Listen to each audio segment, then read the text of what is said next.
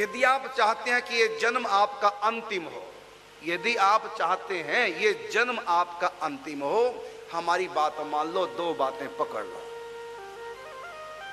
पहली बात नाम जाप, और दूसरी बात जो भी भगवान की भक्ति करते हैं, चाहे वो गृहस्थ है चाहे वो संत है, विरक्त भेष में है चाहे वो गृहस्थ है, जो भी भगवान के भक्त हैं उनको प्रणाम करो, उनकी स्तुति करो, उनका मान करो,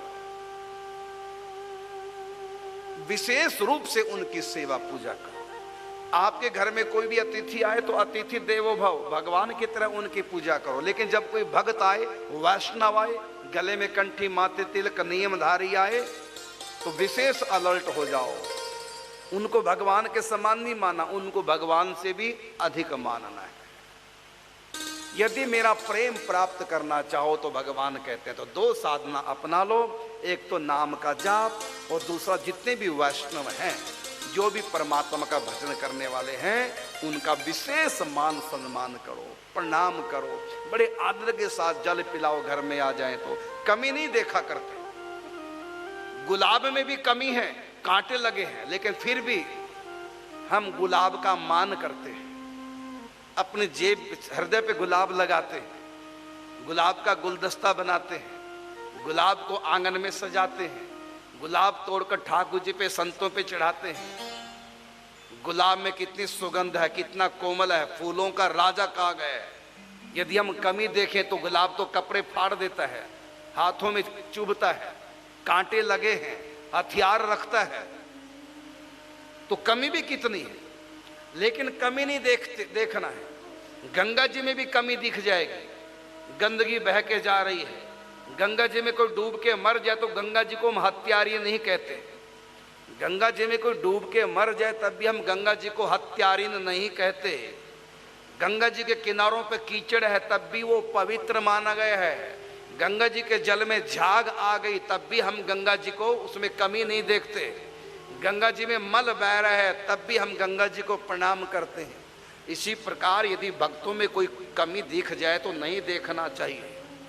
कमी तो भगवान में भी दिख जाएगी। परशुराम क्रोधी, नरसिंह भगवान क्रोधी, बावन भगवान लालची, कृष्ण भगवान कामी, नहीं दिखाई देगी सब चीजें। लेकिन ये अवगुण नहीं। सूर्य सर्वभक्षी है। सूर्य की किरणें जहां भी पड़ती हैं, चाहे मल पे गंद पे पड़े, उसमें से पानी चूस लेता है, तो गंदगी भी सूर्य खा जाता है। अग्नि भी सब गंद को खा जाती है। गंद के ढेर में आग लगा दे तो आग सारे गंद को खा जाएगी। गंदे नाले गंगा जी में चले जाएंगे तब भी गंगा जी सब नालों को अपने अंदर समा लेती है, तब भी वो पवित्र रहते। हम गंदगी नहीं देखते। इसलिए कहा कि समर्थ को नहीं दोष गोसाई, रवि पावक सुरसरी की नाई। समर्थ को नहीं दोष गोसाई। ये जितने भी भक्त हैं वैष्णव जन है, चाहे वो गृहस्थ हैं और चाहे वो विरक्त हो गए संत बन गए, और चाहे वो गृहस्थी हैं, जितने भी वैष्णव हैं उनको विशेष महत्व दो, भगवान इससे प्रसन्न होंगे। देखो, माँ का बच्चा अच्छा बुरा है, कमाता है चाहे बेरोजगार है, उस बच्चे की जब हम सेवा करेंगे तो उसके माता पिता प्रसन्न होंगे। बच्चा चाहे लायक है चाहे बच्चा नालायक है, यदि हम उसके बच्चे को सुख देंगे तो माँ बाप प्रसन्न, यदि उनके बच्चे को दुख देंगे तो माँ बाप नाराज। हम ये नहीं कह सकते तुम्हारा बच्चा बेकार था इसलिए हमने पीट दिया। माता पिता कहते हमारा बच्चा अच्छा है चाहे बेकार है बुरा है, तुमने हाथ कैसे लगाया। इसी प्रकार भगवान कहते हैं वैष्णव जन मेरे अपने हैं।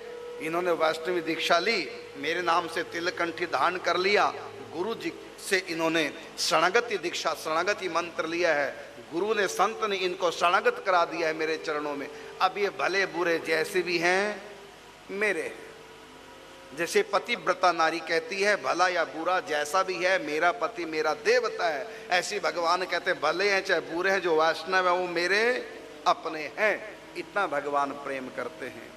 तो मेरे भक्त में जो कमी देखता है तो भगवान कहते हैं मैं उन पे नाराज होता हूँ। इसलिए हमको वैष्णव की कमी नहीं देखनी। हाँ, यदि आपका विशेष प्रेम हो तो आप वैष्णव से कह सकते हैं, भाई साहब आप में थोड़ा कमी है, ये बात गलत है, हमको अच्छी नहीं लगी। वैसे आपने कंठी तिलक पहन रखा है और उस दिन हमने देखा शादी में आप प्याज लहसुन वाला खा रहे थे, ये तो अच्छी बात नहीं है। इस प्रकार आप वैष्णव को समझा दो प्यार के साथ, लेकिन उससे नफरत ना करो, उसका मजाक ना करो। देखो वैष्णव के कंठी तिलक पहन के भी प्याज लहसुन खा रहे हैं, तो इस प्रकार उसका अपमान मत करो। भगवान को वैष्णव बड़े प्रिय हैं और धीरे धीरे हो जाएगा सुधार। जिनको शरणागति मंत्र मिल गया उनको साधारण मत मानो। गुरु ने जिनकी शरणागति भगवान में करा दी उनको साधारण नहीं कहना है, भगवान से भी बढ़कर इनका मान करो। और एक नाम का आश्रय, बस दो बातें हमारी आप मान लो, आपका भला हो जाएगा। और आप मुझ दास से ही आप शिक्षा ले लो।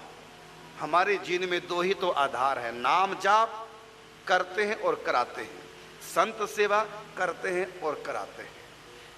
आपको नहीं पता आप संत सेवा के द्वारा और नाम जप के द्वारा कितना बड़ा काम कर रहे हैं। दुनिया में बड़े से बड़ा लाभ भी क्यों ना आपको हो जाए, अरबों खरबों पति बन जाओ, तब भी मौत के समय आप कंगाल होंगे। लेकिन यदि आपने नाम जाप किया है, संत सेवा की, तो आप उस समय कंगाल नहीं होंगे बल्कि मालो माल होंगे। और उस माल को, सेवा को लेके कहाँ जाएंगे? भगवान के घर। भक्ति में पूर्ण हुए तो भगवान के घर जाएंगे, और भक्ति में अधूरे हुए तो दोबारा से मनुष्य का जन्म वैष्णव के घर में मिल जाएगा। फिर भक्ति करके अंत में भगवत प्राप्ति कर लेंगे, सदा के लिए नरकों से बच जाओगे। संत जिनकी खाते हैं बाजरी उनकी बजाते हैं हाजरी। जो संतों की सेवा करते हैं, संत जिनकी सेवा को स्वीकार कर लेते हैं, यमराज भी, चाहे वो पापी भी क्यों ना व्यक्ति, यमराज भी, यमदूत भी उसको छू नहीं सकते। इतनी महिमा है वैष्णव धर्म की।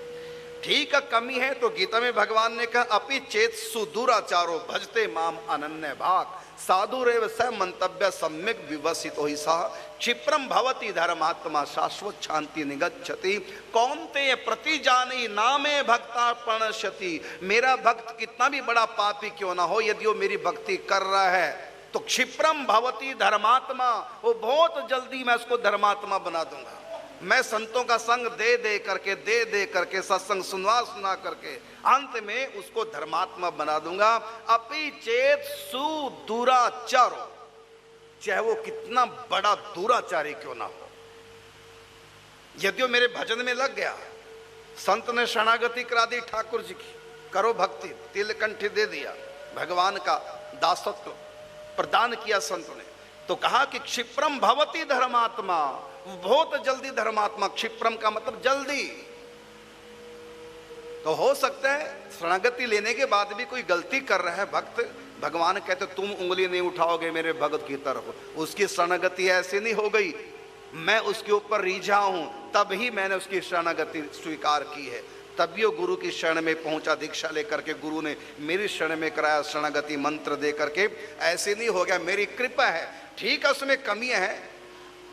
जब पंखा चल रहा होता है बड़ी तेजी से, तो पंखे के साथ साथ में मीटर भी चल रहा होता है, जो मीटर का भुगतान करना पड़ता है। लेकिन जो ही हम स्विच ऑफ करते हैं पंखे का, तो उसी समय मीटर बंद हो जाता है। लेकिन पंखा थोड़ी देर बाद धीरे धीरे होते होते तब लास्ट में बंद होता है। तो पंखा कभी चलता हुआ एकदम बंद नहीं होता, थोड़ा समय लगता है 2-4 मिनट, लेकिन मीटर तुरंत बंद हो जाता है स्विच ऑफ करते, फिर बिल नहीं देना पड़ता है।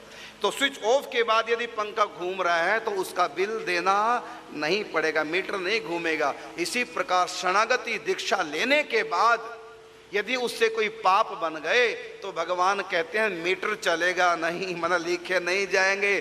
जम डर पे जब दास कहायो, दीक्षा के समय जो शरण या दास उसके नाम के साथ गुरु लगाते हैं, तो कहा कि यम डर पे जब दास कहायो। श्री भट्ट देवाचार्य जी महाराज कहते हैं यमराज घबरा जाता है कि अब इसको दासत्व प्रदान हो गया, गुरु जी ने दीक्षा दे करके शरणागति मंत्र दे करके इनके नाम के साथ दास या शरण शब्द लगा दिया। अब ये नाम जो गुरु प्रदत्त नाम, ये मैं लिख नहीं सकता, और पुराना नाम अब बचा नहीं, गुरु जी ने काट दिया। तो जम डर प्यो जब दास कहायो, इतनी महिमा है। इसलिए जो भी संत हैं, चाहे गृहस्थ हैं चाहे वो विरक्त हो गए, उनका मान सम्मान करो, नाम जप और भक्तों की, संतों की सेवा।